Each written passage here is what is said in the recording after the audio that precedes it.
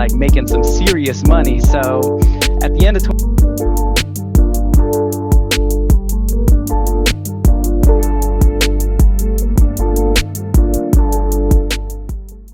All right, guys, welcome back to another lesson here. Today, I have the pleasure of speaking with Chelsea Cohen. She is one of the owners with Stock. They are a software essentially that specializes in inventory management. In today's day and age, the importance of inventory management in anybody's Amazon businesses is so crucial and so important. So I wanted to bring Chelsea on so that she can share her experience working in this particular niche in the Amazon world. And she has a presentation for you guys. So Chelsea, I'll let you do a little bit of an introduction and then you can hop in. She has some really interesting slides for us to go through. And yeah. Awesome. Yeah. Thanks for having me. I'm really glad to be presenting this. This has become a mission of mine ever since I discovered these challenges in my own business. So I am here to teach. Really, this topic is about the basics of inventory management.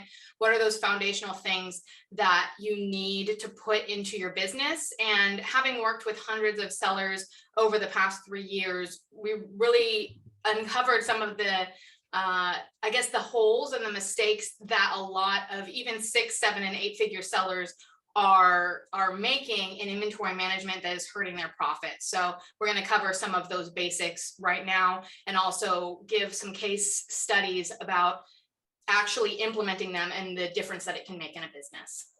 Awesome. Sounds great. This will be interesting. Yeah. Be fun. Very cool. So we'll just jump into it. All right, so this one is called The Missing Link to Scaling Inventory Systems and Best Practices for Profit and Growth. So I wanted to just kind of give an overview of what we're going to be talking about today. We're going to be essentially going through how inventory management systems can keep you in stock and also improve profitability. I'm going to talk a little bit about my backstory, how I got here, why I became so interested in inventory management and helping other people with it. And then we're going to get into the forecasting and the tracking systems that you need to develop into your inventory plan to avoid stocking out and overstocking. Overstocking used to not be as much of a problem as it is now because of restock limits. So we'll get into some of that so that you can avoid both sides of the inventory problem. And then we're going to talk about a little bit about the solution to help you implement these systems quickly and easily. And I have a special gift that I will be giving you that will be likely provided in a link below. All right, so just a little bit about me. So I began selling on Amazon in 2014.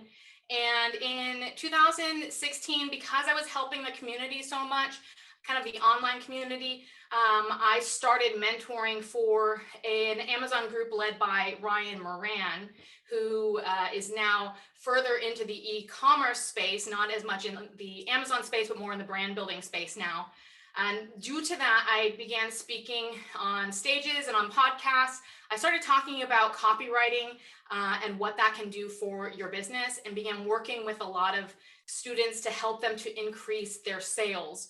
And then also spoke on different podcasts such as AMPM Podcast, Jungle Scout, the Jungle Scout Seller Stories, as well as speaking at the Amazing Summit. So that's kind of a little bit of my background. But in 2018, I started noticing that my profits were declining, and just silly things like running out of stock and having my stock stranded because I sent it in for Christmas too late.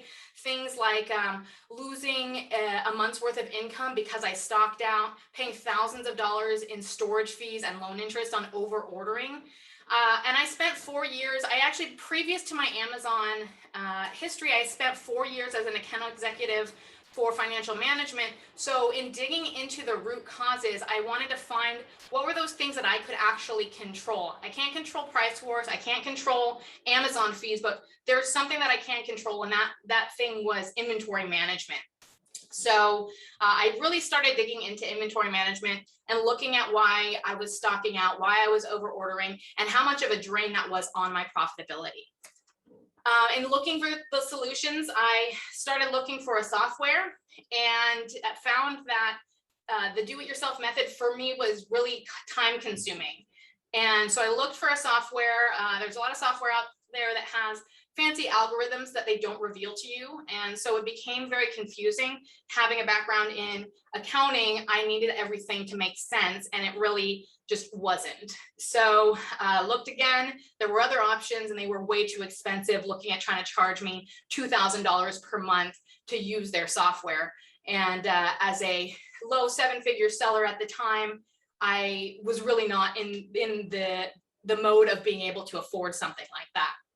So of course, do what any Amazon seller does, and started asking my friends in the community. They all said, we've tried everything, nothing works, we're back to spreadsheets. So that's when I decided to build something of my own, and ended up meeting this guy. He's the founder of Thomason.com, and he's a serial software builder, and convinced him that finding a solution for Amazon sellers for inventory management was something that he should get behind. And he believed me, and he went on this journey with me. And so we built Stockouts, and I've literally personally worked with hundreds of Amazon sellers in introducing them to the software, revealing the problems that they had, finding out how their systems were modeled, and what were those things that were gaps that were causing them to stock out, and started to build that into our tools and into our systems and into the education that we put out, and have been very effective at being able to help to change people's patterns and people's systems and make them more money. And so now Stockouts is a top choice for a lot of Amazon masterminds, influencers, agencies, aggregators, and have now kind of gone full circle and started speaking about the subject of inventory management on podcasts and on events as well. That's a little bit of my background. So who's talking to you and why you should believe me. Yeah, why you should trust her. Exactly. No, yeah. Amazing story. Awesome. All right, so we're going to be providing a link for you. I wanted to kind of lead with this. It's essentially a special gift, so that whether you are at a point of using a software or you're just starting out, you have a way to implement a lot of these best practices into your business right away. So the first thing that we're going to be giving you is a DIY inventory spreadsheet that helps to lay out a lot of the best practices that I'm going to be talking about, so that you can essentially start your inventory management journey early on using the right practices. And then the second thing I'm going to be touching on that we're going to be sharing with you is called an inventory-minded marketing planner. Essentially, it's a way of getting the marketing team to communicate to the inventory team so that both are in sync, as that was one of the major problems that we found in a lot of Amazon businesses, is the two teams weren't talking and they were actually working against each other. So that's something I'll go into in a little bit more detail down the road, but just know that those two tools are going to be at your disposal. All right, so we'll get into inventory best practices. So I wanted to talk about, and in talking about inventory management best practices, I want to talk about the first piece of that puzzle, and that essentially is always velocity. It's how to calculate how much inventory, because inventory management is basically two things. It's how much do I order and when do I order? Right? It gets a lot more complex when you start selling in various different marketplaces. You have various different suppliers, you have different warehouses, but in its simplicity, it's just those two things: how much and when, right? When do I send it to make sure that it gets there on time? So the velocity calculation helps you to determine how much to send. And if you're not getting your velocity calculation right, then you can have stockout issues or overstocking issues, which we can show in actually a real example that occurred with one of our users. So the two things to know in terms of daily velocity, the things to know is that you've got times where, say, you stock out, you have times where you have sales spikes.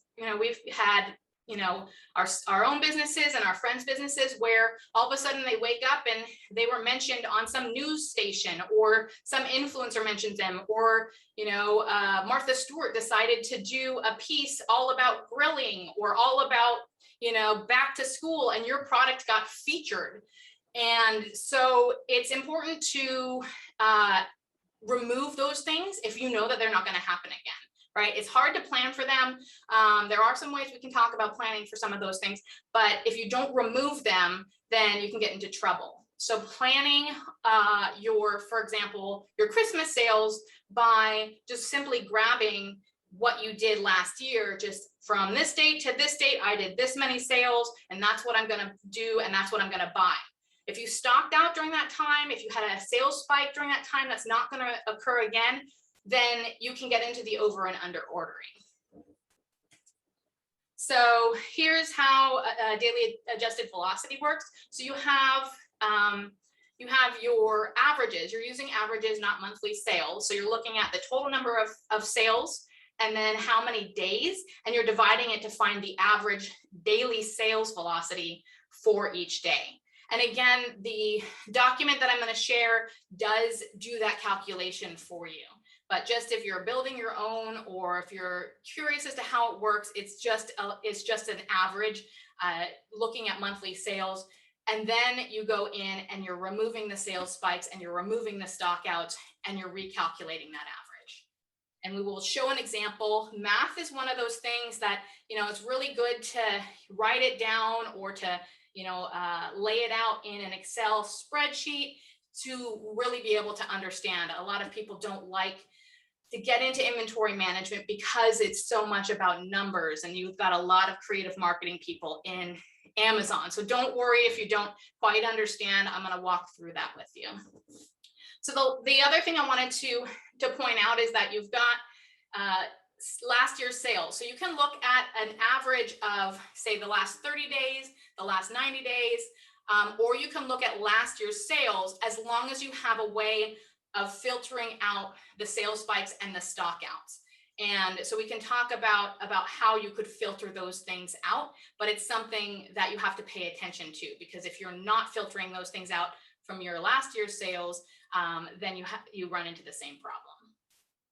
And then lastly, growth trends can be layered on top of this. It gets into a little bit more complicated to be able to do that, but Amazon does have those numbers. If you've been selling for long enough, you can also add a growth trend on top of that. So just think of daily adjusted velocity as true velocity, right? It's what you actually could expect to happen on a regular day. All right, so sales spikes and stockouts. So if you're not calculating these accurately, you're not removing the non-recurring sales spikes, you're not removing the stockouts, you're essentially gambling.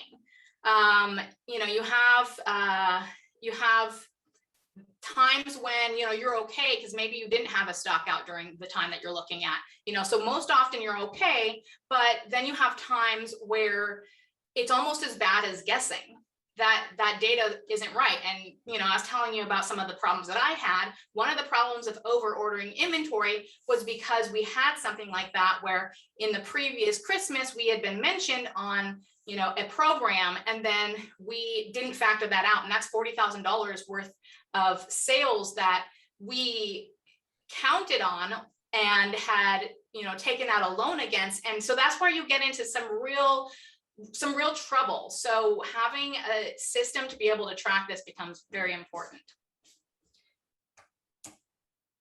All right, so I wanted to talk about a case study because this is probably the best way to understand exactly how doing this wrong versus doing this right could actually impact the business. So we had a 7-figure Amazon seller come into So Stocked, and he had been using another software for many years. And because he'd been using the software so often, he had known that the algorithm for stockouts wasn't working right.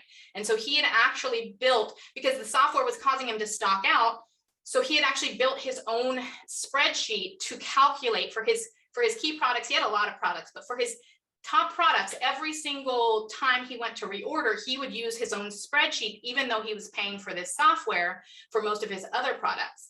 And so he had these two systems, and then he came into using So Stocked, and he was very surprised at the number, that the velocity that was being provided to him. And he was challenging the number, and he thought that's way too high. And so he actually went back to his own calculations, and he wanted to compare them and see if, which one was actually correct. So what ended up happening is the competing software that he had been using for years was telling him that his velocity was 8 units per day.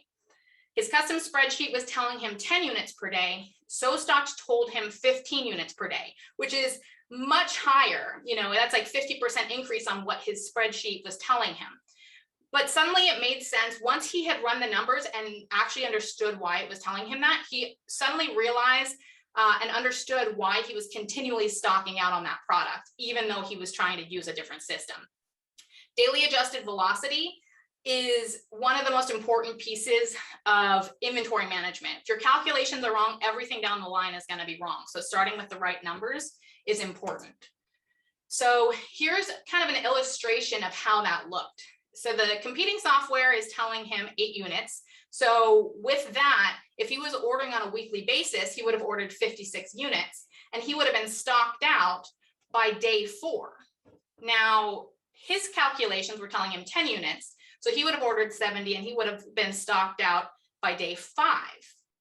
And with SoStock, he would have stayed in stock that entire week because the calculations would have been correct. So that's where you get into kind of the specifics of how that works.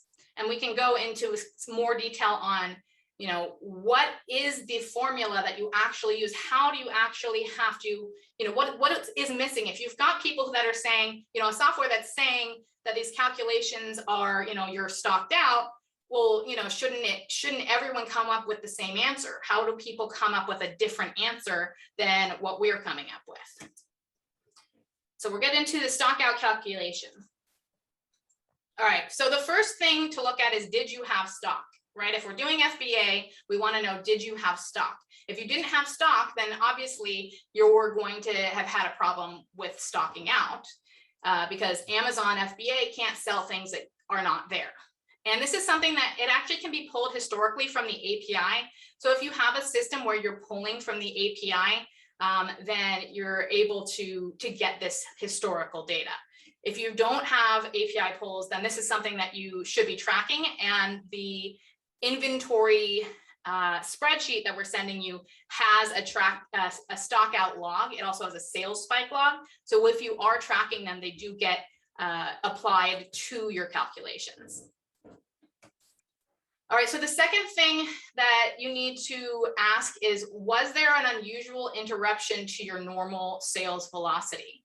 So this can happen on the day, say the day before you stock out, the day you can't come back into stock.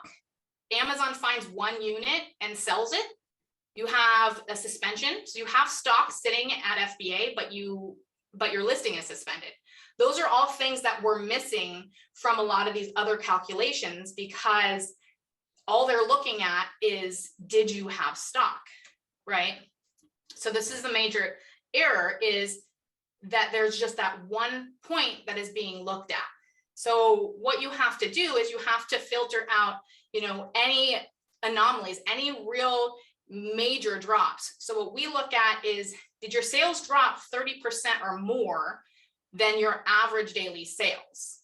And so you can see in this calculation that it actually makes a huge difference. So they counted, there's an average of 100 units a day being sold, but then there was a stock out. The day before the stock out, there were 23 units that could be sold. That was counted as an in-stock date. And then there were 2 stock out dates. And then Amazon found 1 unit and sold it. And that was counted as an in-stock date. And then you had stock outs, and then it came back in stock, sold 13 units at the end of the day, and then went back up to 100. Now, it's not always going to go back straight back up to 100 like you would hope it would, but it kind of just gives you an idea of what was actually happening. So essentially all of those days should have been counted as stock out days. And that's how a calculation can get to be very different. And our calculation on this example would be 100 units a day as your average, whereas they're at 90 units a day, which is a shortage of 10 units per day. Very interesting. I never thought about it like that, but it makes a lot of sense. Yep. Yeah. Yeah. See, the in-stock days, you have 26 in-stock days here and 23 with the other calculation. Mm-hmm. Yeah. So then I wanted to make sure that we don't have any questions or any confusions, because I'm going to be moving on to another concept. No, I think that is very straightforward in all honesty. It makes sense because it will just screw up the averages at the end of the day. So Yes, exactly. I think this is probably the best way you can explain something like this. Excellent. Okay, cool. So then I wanted to talk about inventory-minded marketing. This is actually one of the top things that we saw not working in a lot of Amazon businesses. So we actually created the term inventory-minded marketing to really drive home the message that every marketer should be thinking about inventory as part of their task in creating marketing plans.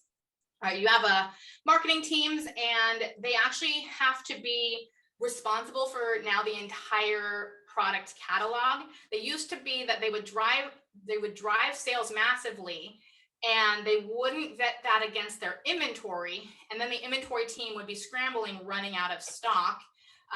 So the first thing needs to be essentially the marketing team needs to let the inventory team know what their plans are. But then on the other side of things, the inventory team has to be able to provide data to the marketing team, because right now, because we have so many restock limits, it's not where we can no longer just focus on marketing our top sellers. We actually need to focus on moving stale inventory as well. So one of the things I like to say is that a good marketing plan turns bad really fast when it's so successful that it stalks you out. And so here's a couple of mistakes that I have seen. Successful PPC campaign that goes so well, it stalks you out. I've talked to PPC ad agencies, and one of the questions that I ask is, have you ever stalked a client out? And they have said yes. And that's becoming less and less the case now, because the PPC agencies, a lot of these agencies are now starting to take control or take some responsibility for either handling or knowing about the inventory side of things. And so that was not the case before. They used to completely divorce themselves from that role, but it's become so important, and they've seen how much it affects what they do, that actually has become less of an issue, but it's still a common issue.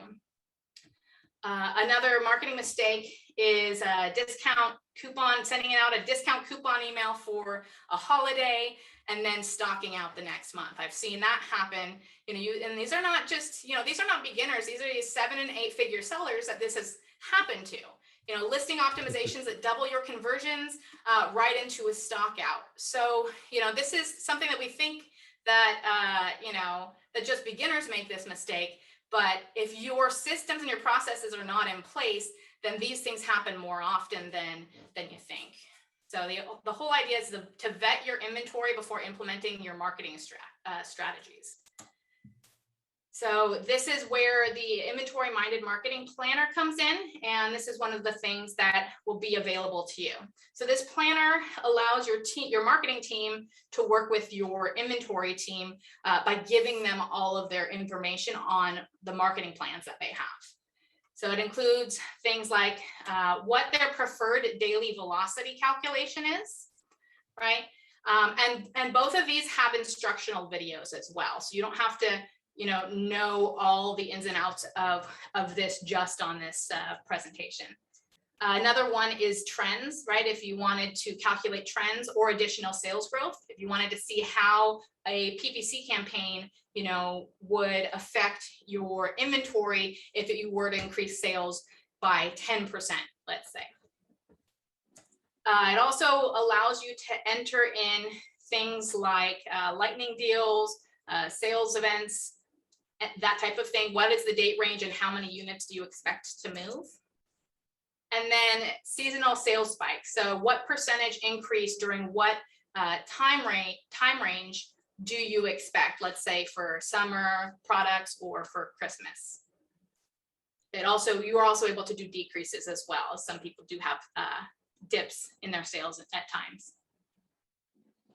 Cool. All right, so this is a little bit from one of our users. He essentially said that removing sales spikes from the sales velocity so that it doesn't decrease. He basically said that it was huge in making things more accurate, right?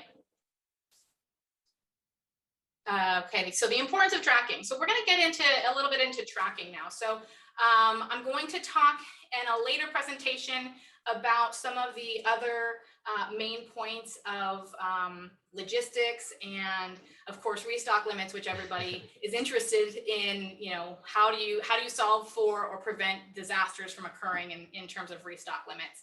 But right now we're going to talk about tracking. That is, to my mind, the second pillar of inventory management. You have the calculation and then you have the tracking.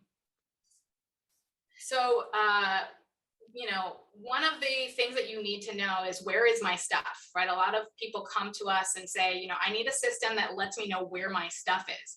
So you don't know where your stuff is, then you can't properly estimate when it's going to get to where it needs to be. And you can tend to under order or over order. And, you know, we talked about at the beginning that the two main elements of inventory management is, you know, how much do I order and when do I order? So I'm going to break down an easy way of figuring out when you place that order. And all of it starts with tracking. So there's going to be a couple of ways you can look at tracking. This is from within our Stock system, but this is a Kanban. So this is something that you could also build out on Airtable or on, I believe, ClickUp might have Kanban view, and, you know, Asana, those types of systems have Kanban that you can use. And essentially it's an order tracker. It helps you to track where your stuff is. Is it in production? Is it en route? Is it at a warehouse? Is it going to FBA? And tracks not only your orders, but your transfers. Another way to track that is important is your inventory on hand. So this would be a view that allows you to see every single point, how much inventory do you have? How much is at Amazon, at your warehouse? How much is being transferred to FBA? And how much is being transferred to your warehouse? And how much is in production or on order? So you can see those in one view. Then you have inbound shipments. So this is a list of, it's a list view. So it's kind of like the order tracker, but it's a list view of all of your shipments. I highly recommend, if you're going to use some sort of system, Airtable is very flexible, and it actually is the basis for how we built out Stock, to be able to do all the filtering, all the grouping, all of these things. And it was the testing ground. And I basically sent Airtable to our development team. I said, make it do this stuff. So highly recommend. You get a free version. I've been using the free version for years. Then you have warehouse levels. This is essentially, you are looking at the columns that have all of your warehouse stock and then anything inbound. And then you're able to group it by your different warehouses, so you know exactly what is in each warehouse. And then you have, from all of that, you're able to create, you know, what do you need to order within the next 30 days? And this is just an order list to let you know what is going to have to be purchased very, very soon. All right, so now that we understand some of the ways that you can track, let's talk about what is the most important thing in tracking and in calculating to establish that when, right? You have the accurate velocity calculations to tell you how much, and there are actually two variables that you need to tell you when to reorder. And those two variables add up to what's called the reorder point. Those two variables are buffer stock and lead time. You take your buffer stock and you take your lead time and you add those together, and you're going to get your reorder point. So from the reorder point, you can then calculate your reorder date. All right, so buffer stock. Buffer stock is also known as safety stock, and it's essentially a false zero. So it's telling you, or it's telling this whatever system you're using, that you want your inventory to arrive before you hit and start using your buffer stock. It's kind of like an alert for buffer stock would kind of be like your empty light on your gas tank. You're not really out of gas. You still have enough gas to get to the gas station. So that's kind of what buffer stock is. If you still have enough inventory to, until you have your new inventory arrive. So some of the guidelines for buffer stock: the longer the lead time or the transfer time, the higher your buffer stock should be. So that essentially is, the more time or the more distance, the more things can go wrong, right? Especially nowadays. We've had, hurricanes, we've had ships being stuck in the Suez Canal, we've had, container shortages, we've had all sorts of things. So, a lot of our users have increased their buffer stock because there's more things that have been going wrong. So the longer the time, or the more that can go wrong, the higher the buffer stock. Then you have preferring to set your buffer stock in days as opposed to units. We have the functionality in SoStock for both, but we advise people to do it in days if you have a way of calculating your daily velocity versus the number of days in buffer stock, right? Because then it's doing that calculation for you. So because if you have a slow sales season and you have a heavy sales season, 300 units could be 30 days, and then in your sales season, that your heavy sales season, it could be 10 days. So you want to make sure that your buffer stock is able to account for that, especially if you have a lot of unit or a lot of inventory. Oops. Again, buffer stock is getting harder to hold at FBA. So you can have some of your buffer in FBA and some of your buffer in your warehouse. So that's an idea. And a lot of people have had to split their buffer stock into two categories. Then you have what I want to recommend is the low rule, the rule of thumb for the lowest you should go in buffer stock for your FBA, and that would be 30 days. And that's because of something called Geo Ranking. Geo Ranking is essentially Amazon. They have an algorithm. They want you to have enough inventory spread throughout the country so they can ship it to anyone within that 2-day prime, right? And we already have people griping that 2-day prime isn't really 2-day prime when things arrive late or they're delayed. So they're really trying to encourage people to buy the thing that they can ship on time. And if you don't have enough inventory, if you have 5 days worth of inventory, Amazon can't get that spread enough throughout the country, especially if someone in a state, very far from that warehouse is, ordering your product. So they'll want to stop showing your ads. They'll want to start moving you down the ranking in those areas, which is why it's called Geo Ranking. It's changing your ranking based on location. So the good rule of thumb that we recommend is 30 days. And that would be the minimum. The check-in times are very slow right now. So people have even upped that to say 45 days, 60 days. It kind of goes against the restock limits, but for your top products, sometimes it becomes necessary. All right, so the second part, lead times. And I also want to talk about transfer times because it's the same calculation. Lead time, what we refer to as lead time, is usually the time it takes from you to place your order till it arrives to its final destination. So Amazon or your third-party warehouse. Transfer times is inventory that you already have produced sitting in a warehouse. How long does it take from the point that you say to your warehouse manager, send that inventory, to when it actually becomes live for sale on Amazon? Right. So it's very important right now.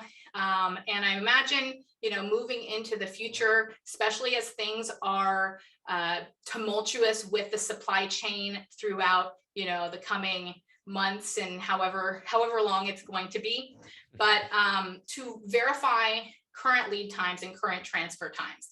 And then also, it would be a good idea every single year to verify that, say in the summertime for your holiday season, because lead times and transfer times tend to change during the end of the year. So especially if you're just starting out and you're just starting to sell, making sure that you know that, and also making sure you know any holiday closure dates, especially if in China closes for Chinese New Year, and they also close in October for a week for the national holiday. So those affect lead times, and so those should be noted so that you can be sure that you have accurate data when you're planning. All right, so yeah, let's break down. So the math on this is, if you've got a 30-day buffer stock and you have a 60-day lead time, then that would mean that you have to reorder 90 days before stock out. So you would be able to see what day you're going to stock out and look at the 90 days before that. We have something that we call a timeline, and it's essentially tracking your inventory on a daily basis, tracking your sales on a daily basis. And this is something that you can make in a spreadsheet, but it's tracking your sales on a daily basis based on your velocity so that you can actually see the day that you're going to stock out. All right, so here's a case study on ordering too late. So we had a user come in to Stockouts, and he had a pattern of ordering too late. And simply put, he was doing so many other things in his business that he didn't have the systems to track and alert him for when he needed to reorder.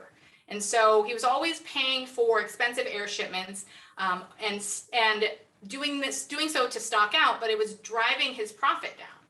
And so putting the systems in place, buffer stock, lead times, the alert system, he was able to change this. The results, I was really actually very impressed with the results.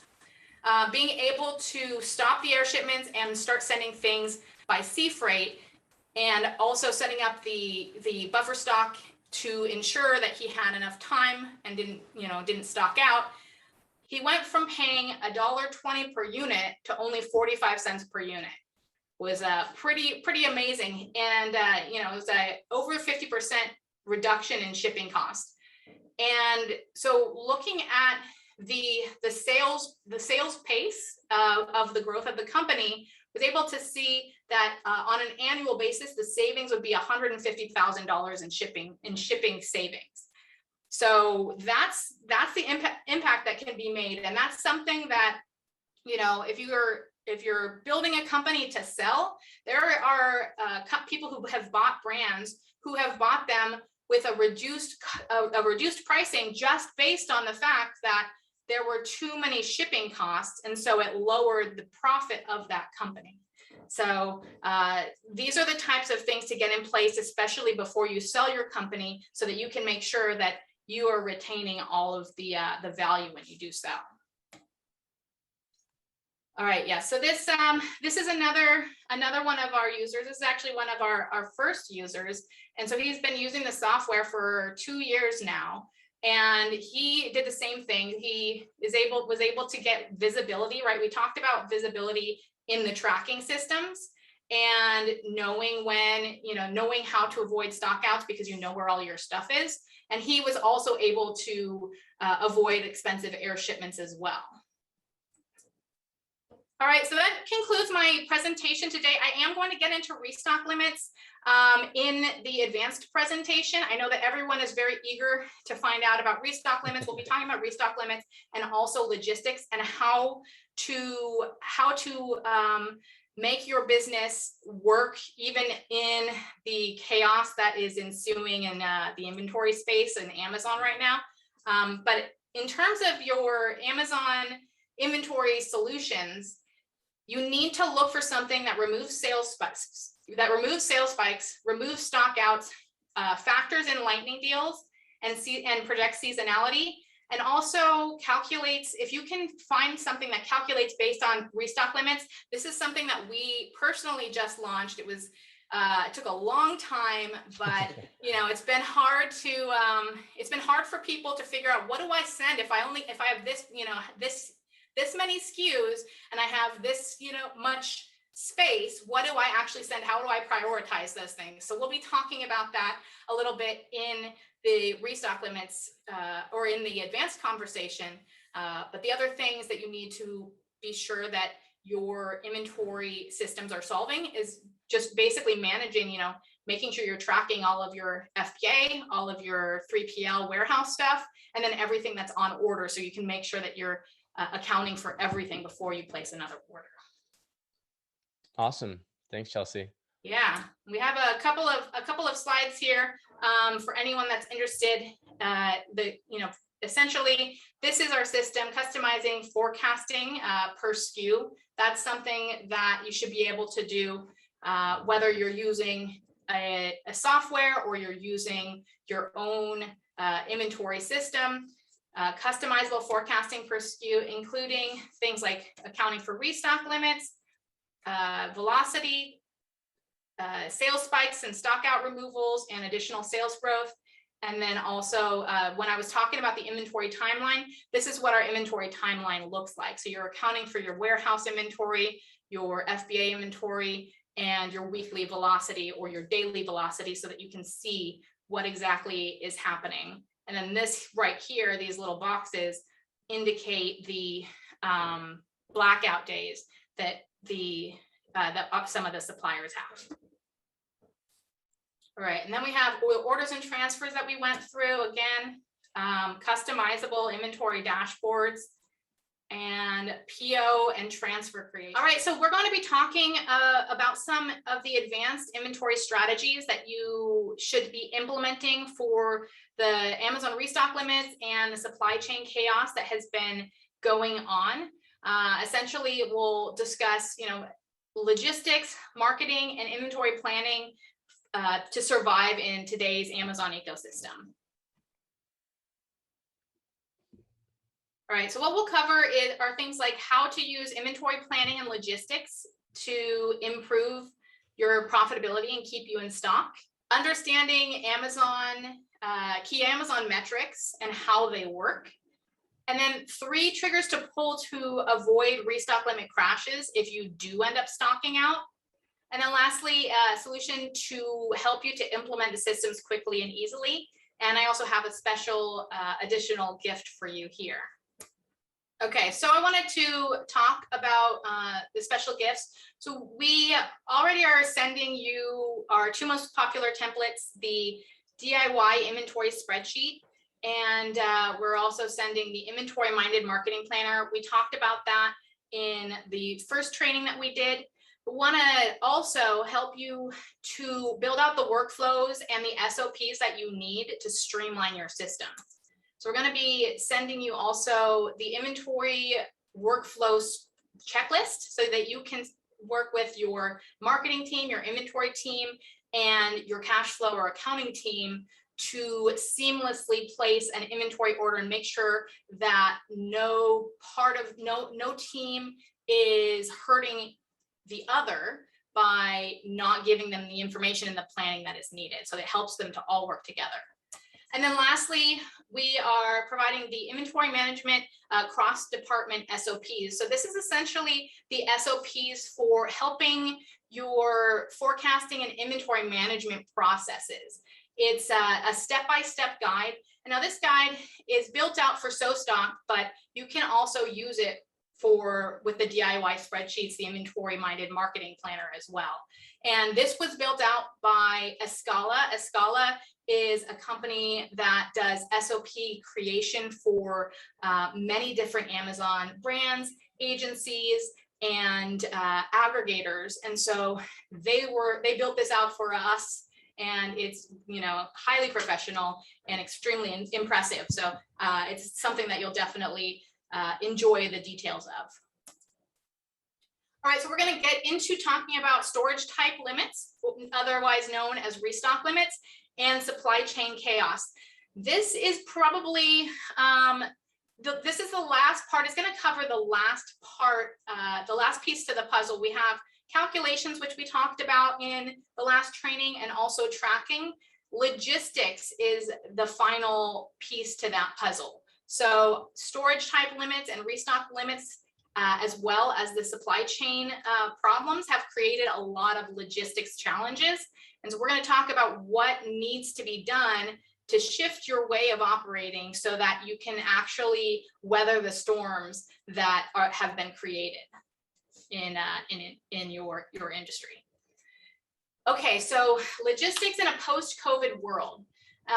So whether you're watching this now or down the road, there is probably going to be some repercussions and fallout from what has happened with the global supply chain and COVID, and the restock limits. I don't think they're going away. So we want to be prepared for handling those. Smart sellers are looking at how they can rearrange their logistics to prepare for any problems so that their business is as unaffected as possible. First off, why did these restock limits come about? And my theory is that Amazon never intended to be a storage facility. It always intended to be a distribution center. And it's become more and more a storage facility over the years as it's had fairly lenient guidelines on how much inventory you can send into Amazon, right? So those we saw a lot of changes in 2020, and then another bombshell in 2021 with how Amazon is starting to control those things, and there's been a lot of fallout. But that is one of the things to kind of keep in mind as to why Amazon does what they do. All right, so the first thing to know is that sell-through is one of the top metrics for Amazon. And if you look at the IPI, the Inventory Performance Index score, it's made up of 4 things. It's made up of stranded inventory, which you are not able to move because it's not attached to a live listing that you're able to sell on. You have excess inventory, which is inventory that's sitting there that is more than what Amazon thinks you can sell. And then you have in-stock rate, and then you have the, why am I blanking out on this? you have stranded inventory, you have excess inventory. What's that? Sell-through and sell-through itself. Yeah. You have sell-through itself. I was going to say, you already said it. Yeah, exactly. Yeah, so you have all these things. Sell-through obviously is sell-through, but the other 3 things all contribute to sell-through. Right? You can't sell through stranded inventory. Excess inventory is not being sold through. And your in-stock rate, if you're out of stock, that lowers your sell-through. You're not able to sell as much inventory. So they all equate to sell-through. So Amazon, again, wants to be a distribution center. So the more product that they see that you're moving, the more they like you. So if sell-through is the #1 metric for Amazon inventory, then it would be good to know the definition. So I actually found the definition inside of the inventory dashboard for sell-through. And the definition is that it's your FBA rolling 90-day sell-through. It's the number of units sold and shipped over the past 90 days divided by your average number of available units at fulfillment centers during that time. So this is rolling. Right? It's constantly being recalculated every day. So sell-through, so we have your units sold and it's divided by your average units available. So if you, for example, sold 9,000 units in 90 days, but you only kept an average of 3,000 units, then that would be a monthly turnover rate, and your sell-through would be 3. If you had 9,000 units and you kept 9,000 units, your sell-through would be 1, and that would be a quarterly turnover rate. So that's something that we didn't realize, is that, originally you think of sell-through as a monthly turnover. So when you see 1, you think you're doing a good job, but it's actually, you're turning over only quarterly. So trying to increase this number would be of benefit to you and would be of benefit to Amazon, and is something to focus on. All right, so let's get into utilization, because utilization is that second part, right? There's how many units you sold, and then there's how many units you actually had at FBA. So utilization is made up of your FBA available inventory plus all incoming shipments. This means in transit, receiving. It also means working. That's something that we recently discovered. So if you have shipments that are in working status, that you need to be removing those as well. And then it also includes unfulfillable inventory, because that's inventory that you can't sell, but that's just sitting there. So being able to pull that inventory out on a regular basis becomes important. So that's your utilization quantity, which we are, taking our best guess is what is factored into that sales, that sell-through rate. All right, they do say that pending removal orders and reserved inventory are not included in this, but we have seen otherwise, right? Yeah. I had a student when we were trying to diagnose this. He made a removal order for, I think it was like 600 units of a product that was just completely dead for him. Yeah. And he was expecting for that 600 units to be reflective on a Monday, because that's when we noticed like restock limits change and all that kind of stuff on Mondays. And it didn't seem like it actually was reflective. So we were like, it's very odd. Yeah.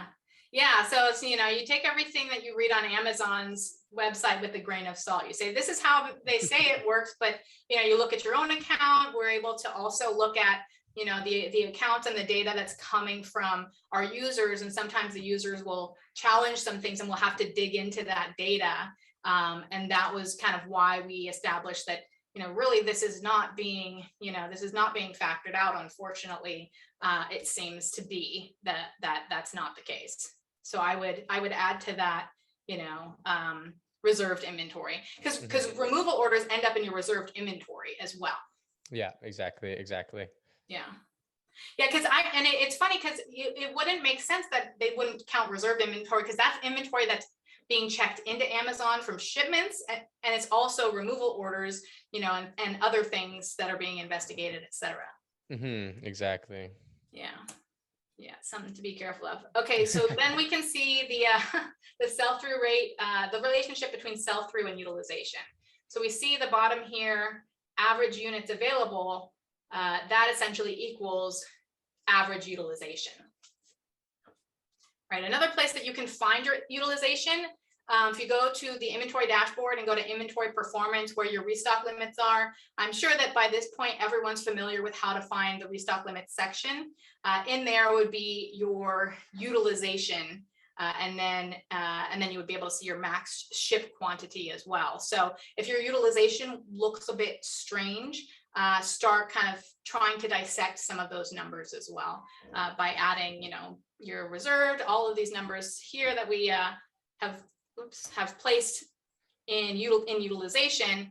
And if the numbers still don't look right, then I would say, feel free to reach out to me, because I always like to kind of dive into that stuff. But the other thing is, we found that sometimes people in the NARF program, it doubles up their inventory. So that could also be a challenge as well. And that's the North America remote fulfillment, where you essentially, all your stuff is in the US, but you're selling to, Mexico and Canada. Yeah, exactly. Then I wanted to get into the min-max restocking. We spoke in the last video about buffer stock, but this is a little bit more of a streamlined version. So min-max restocking is something that I discovered when I went to a warehouse, and this warehouse could never run out of stock, because they had really fast turnaround, and they did print on demand. So they had ink and they had paper, and they had to reorder it. They had them on weighted scales, and when it got to a certain weight, they would reorder up to the top weight. So the bottom weight the trigger weight was their buffer stock, essentially, you know, their inventory that was, this is how low it can get before we have to reorder, right? And then the max stock is the highest amount that they would order. They never wanted to go above, you know, this amount. So that's something that we applied to our systems. And, you know, it becomes even more important with restock limits. So if you know that you never want to go above 90 days worth of inventory, you can set that as your max stock. And 30 days of inventory might be your buffer stock or your minimum stock. And so that is something that you can implement that will help you to further control the amount of inventory that you have. And it also will help you when it comes to restock limits. So here are a couple of things. It will, again, help you to optimize your inventory levels. The buffer stock element or the minimum element will reduce stockouts. It will also reduce FBA storage fees. And one of the other points that is sometimes overlooked is that setting this as a system helps you to be able to delegate the task to a VA. There's a lot of people who are doing this, you know, in their heads, or doing this, you know, something that they don't feel like they can ever pass on to a VA because they don't have a system. This creates that system so they can pass that task on.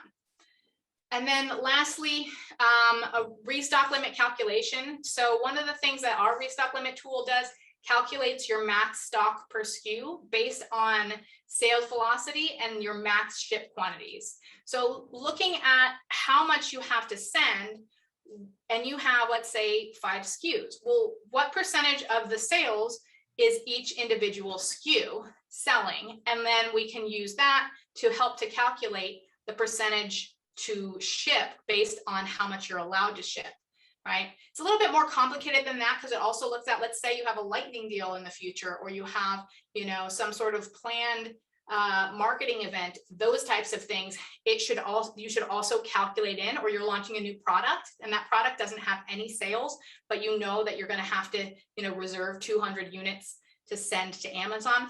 Those types of things need to be factored in, which can add complexity. But the basis of it is that you're looking at, you know, the percentage of sales, you know, for your entire velocity, and each SKU, how much is each SKU generating? All right, so here's a case study. So this seller is selling around 300 SKUs and was trying to improve sell-through, right? The sell-through rate was 1, which means that he was turning over inventory once a quarter. And using the techniques and the training that we are discussing here, essentially he nearly doubled his sell-through rate in just 3 months. So you can see week 1 to week 12. This is what he was able to accomplish. And he had been working on this. The graph shows 3 months. He had been working on this for 4 months, dialing in his inventory levels and IPI. And this was the progress that he was able to make. Right. So that's something that will improve your IPI score, especially if your score is getting down into the low range. Once it gets down into, say, right now it's the 450, below 450 range, then you get into trouble where you have further storage restrictions. You have storage volume restrictions. So sell-through rate is able to help you with improving your IPI score. It can also help with restock limits, and it keeps your storage fees down also. All right, so let's talk about avoiding stockouts and restock limit crashes, right? These techniques will help you to ensure, it'll give you an idea of what are those things that actually contribute to restock limits. There are some things that are kind of hidden things that maybe some people don't know about that actually contribute to or help increase your sales velocity and increase your restock limit. So we'll talk about that, and we'll also talk about some of the logistics side of things. All right, so I call this the stuff of nightmares, right? You got logistics problems, and then you also have the restock limits. It's just kind of a perfect storm, right? So you have to understand what contributes to improving restock limits. You know, some of these things are just making sure that your sell-through rate is increasing, doing things like deleting any shipments you're not using, smaller orders more frequently, and increasing sell-through, seeing what you can use to increase sell-through and doing that. The other thing is to make sure that your stuff actually gets there, because one of the worst things for restock limits is a stock out. Amazon's algorithm has not been built to give you the benefit of the doubt and do a daily adjusted velocity like SoStock does, right? They don't look at what you would have sold if you hadn't stocked out. They just look at your total sales and they say, okay, well, you know, he didn't sell as much last month, so give him less space. He obviously doesn't need less space or can't move enough inventory. One of the things that stock out, if we understand that it looks at our sales and it looks at our utilization, it actually affects both sides, because you're selling less and you at the same time have more of your slow inventory sitting there generally. So it can be quite negatively impactful to your restock limits. All right, so that's why I have the golden rule, which is in terms of logistics and your inventory, never let anybody have all your stuff. And I see more people stocking out because they let one person, one boat, one truck have all of their stuff. So this could mean FBA, it could mean your ocean freight, it could mean any number of things along the line. We had someone who stocked out because they sent everything to FBA and then it got lost, or someone who was just waiting for it to check in for you know, over a month, and they didn't plan on that being such a problem. So some of the things that you can do, a lot of people send less than truckload or LTL to Amazon, but it takes a lot longer, and it's more likely, it seems to be more likely for it to get lost, which I think Amazon just doesn't have time to deal with it. So they just park it and it sits. But one of the things that you can do is you can have a backup if you need to do small parcel delivery. Now, small parcel delivery is more expensive. You're not putting it on a pallet. You're just sending a bunch of cartons and they're checking it in. But if it comes between stocking out because you sent everything to Amazon, or reserving a little back and sending it in if you have to, the check-in times are a lot faster, the shipping times are a lot faster. You're going to have that as a backup. So not only are you going to save a stock out and save your sales, but it also helps to save your restock limits. So that's one. Ocean freight, saving some inventory at your supplier's warehouse to ship by air if you need to, if that's something that your profit margin can afford, is another backup plan that can work, rather than sending everything on an ocean and then it gets stuck at the port, you know, at the Long Beach port, and just sits out there for 3 weeks. All right, so here's an idea for a new 4-part logistics machine that is really working for some people. So you have your production, and then a lot of sellers have started working with their supplier and seeing if they can warehouse inventory at their supplier, right? And now we're saying short-term warehousing. If there's doing that, and then others have started using Chinese warehousing outside of their supplier. The rates are cheaper, but some suppliers will actually let you hold stuff there temporarily without charging you.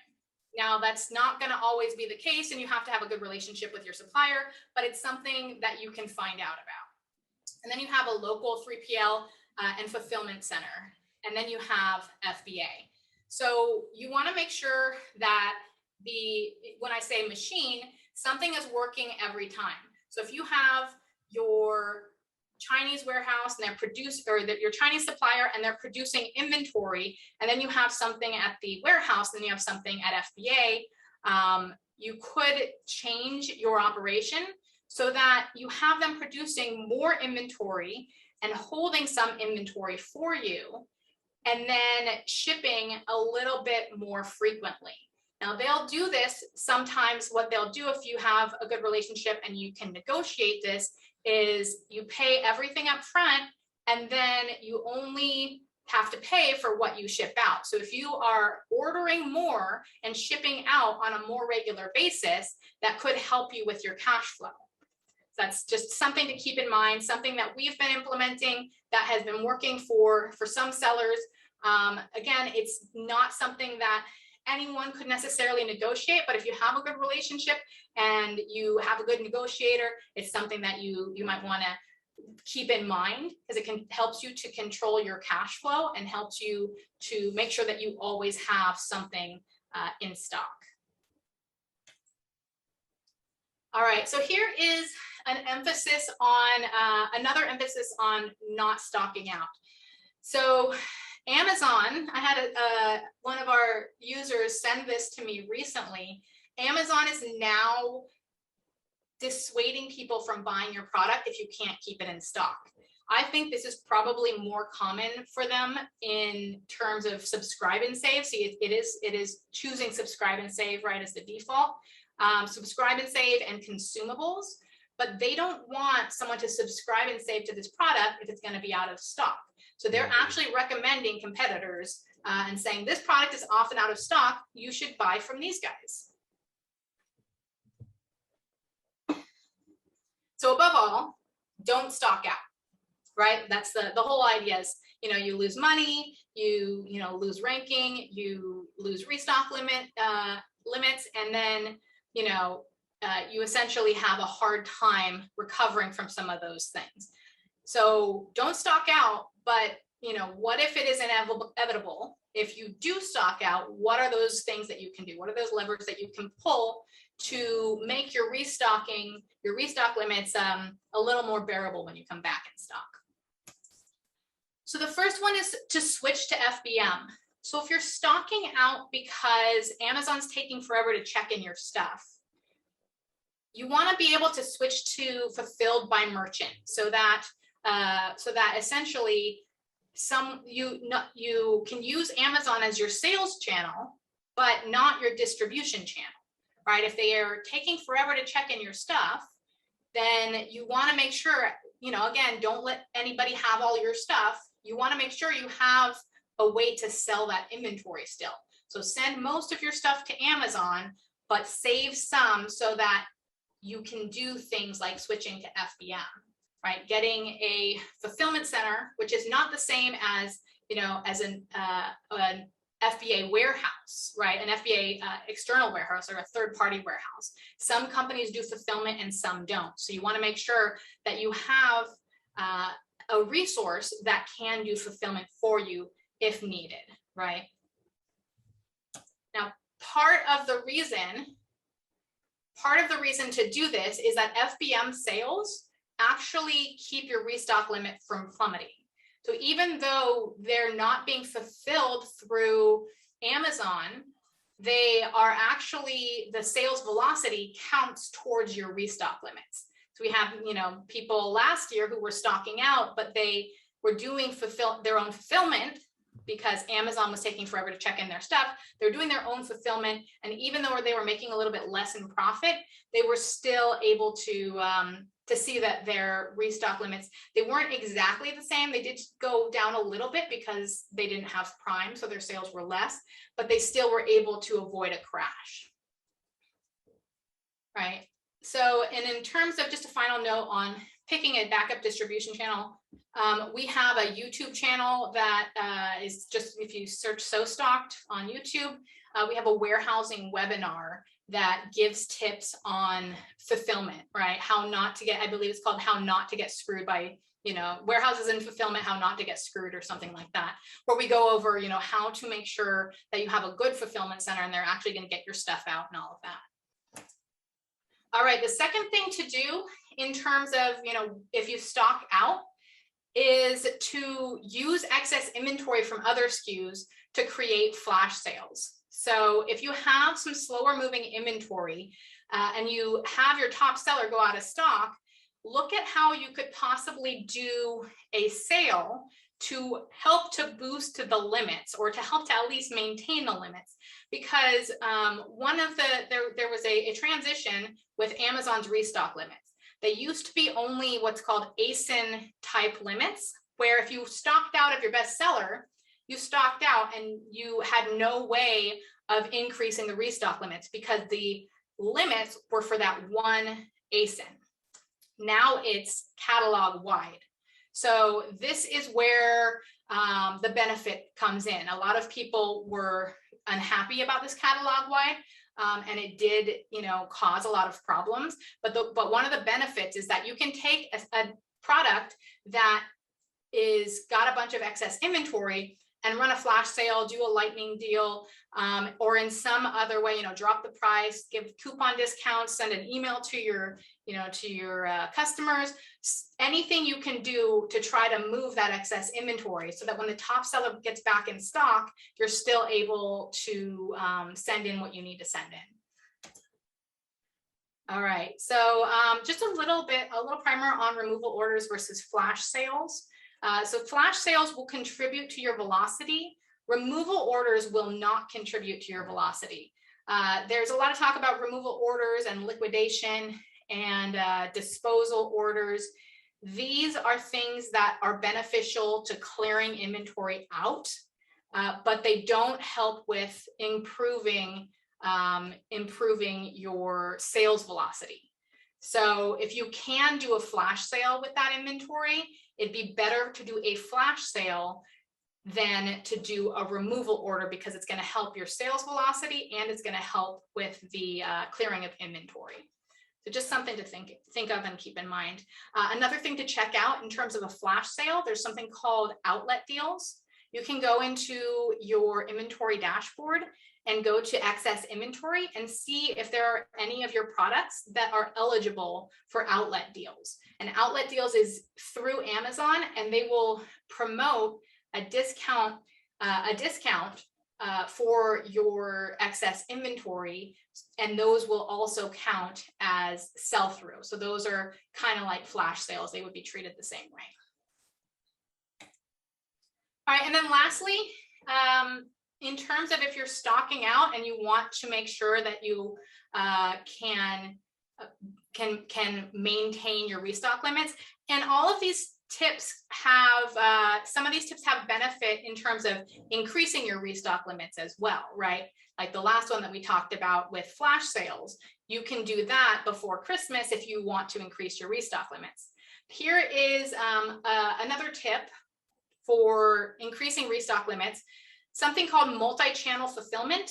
And multi-channel fulfillment is essentially the sales were not made on Amazon, but Amazon is doing the fulfillment. So if you are able to, and you're selling on Shopify or eBay or something like that, if you're able to get Amazon to fulfill those sales will contribute to your restock limits, right? Amazon wants a lot of people to start using multi-channel fulfillment, and they've been awarding more restock limits to people who are doing multi-channel fulfillment. I would even say, and this isn't something that hasn't been tested, but I would even say, if you were able to, even if you had a small account, that switching to multi-channel fulfillment with your Shopify, that could even, be of benefit to Amazon, whether it's a large sales velocity or not. So that's just something to keep in mind. It also is something to keep in mind in the months leading up to a holiday such as Black Friday, or any sales holiday that you are hoping to have a higher restock limit for. You might consider any one of these points, especially numbers 2 and 3. All right, we're wrapping up, but just wanted to mention a couple of things. We talked about marketing and inventory-minded marketing in the last presentation that we did, but I wanted to go through what I think are the important points for inventory, especially because they can pertain to restock limits, right? Some of the reports that I think that your inventory team should provide to the marketing team on a weekly or a monthly basis, depending on your business. Sales stockout risk report. that's something to keep in mind.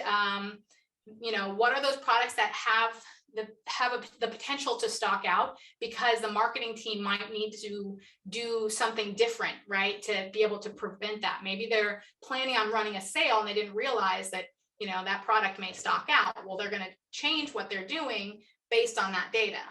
Slow sellers report, that's really helpful, especially for restock limits, liquidation report, and overstock report.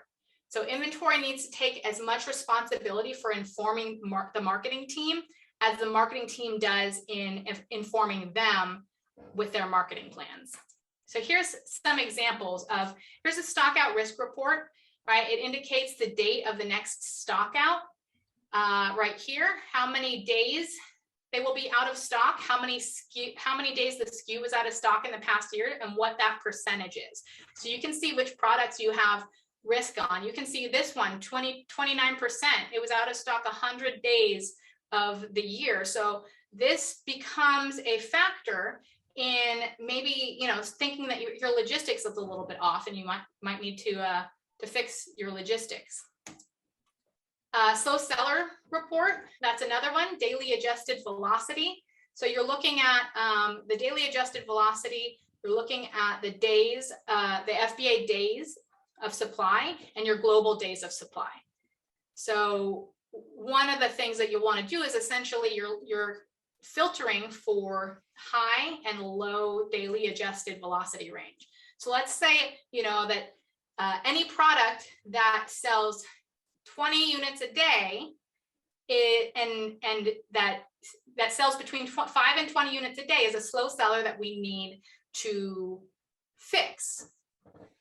It's similar to a liquidation report.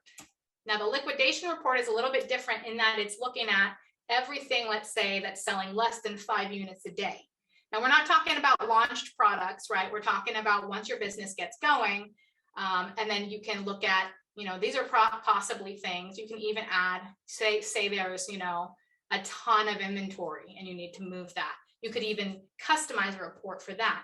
But this would be something that you could send to your marketing team and say, liquidate this, get rid of it, drop the price, I don't care, just get rid of it. And you would be able to easily zero in on some of that. And then lastly, overstock report. So you look at your daily adjusted velocity, how many days of supply you have, and then your Amazon inventory levels. And then you could select, say that, anything that has more than 90 days worth of inventory on Amazon goes on my overstock report. Love that. All right. I had a question actually about excess inventory. Sure. I know when we had chatted before, you talked about Amazon liquidations, and then you're also talking about talking with the marketing team, dropping the price, running more campaigns, so on and so forth. From your experience, and the sellers that you work with, what's the best and I guess most profitable way of getting rid of excess inventory? Is it dropping the price, or is it just saying hey, Amazon, I'm going to let you liquidate this for me, give me my 10, 20% or whatever they give you? Yeah. From your experience, what is the best plan of attack for something like that? Yeah. I mean, the most important question is, how quickly do you need to get rid of inventory? In that case, a liquidation would be possibly the best solution, but it doesn't help with sales velocity. So if you can drop the price and do a flash sale, that's going to contribute on both sides of that calculation. It'll clear the space and it'll also help with sales velocity. So that would be preferred. And that would be, doing a flash sale. It just, depends on your channel. Some people are really great at Facebook ads. Some people have, great email. Some people can just drop the price and run, maybe some PPC ads, something like that. But it really, depends upon the marketer, what's the best plan of attack for moving it. But flash sale would be preferred if there is the time to move that inventory. Got it. Okay, cool. Yeah. All right, and we went over this in the other presentation, but very, very briefly, removing sales spikes, stockouts, factoring in lightning deals and seasonality, tracking your orders and transfers, getting your reorder alerts, and tracking all your stuff. That's very important. So, if you didn't watch the last presentation, we had a completely different subject where we talked about tracking. We talked about the importance of calculation and how to do a proper calculation. Any system that you're using should be doing that for you. I think that's about it. We did go over all of this in the last presentation, forecasting. This restock limits, I can get into a little bit of the restock limits. You enter your data, and essentially what it does is, it calculates based on, your entire sale. So you can see here, this product is selling 95%. This is our test account. This product is selling 95% of the sales on your in your business. So this would be an example of how you could calculate those restock limits, something to factor into all of your calculations. When you're looking at restock limits and you don't know how to figure that out, that's one of the ways to go about it. All right, so restock limits, sales velocity, which we talked about in the last presentation, spikes, sales spikes, stockouts, additional sales growth. All of these calculated will help your marketing team to be sure that they know what to do so that they don't stock out and they don't negatively affect the restock limits. Right? Order tracking, custom dashboards. We talked about some custom dashboards and custom reporting, specifically that the inventory team should send to the marketing team. And then also PO creation is one of the things that the Stockouts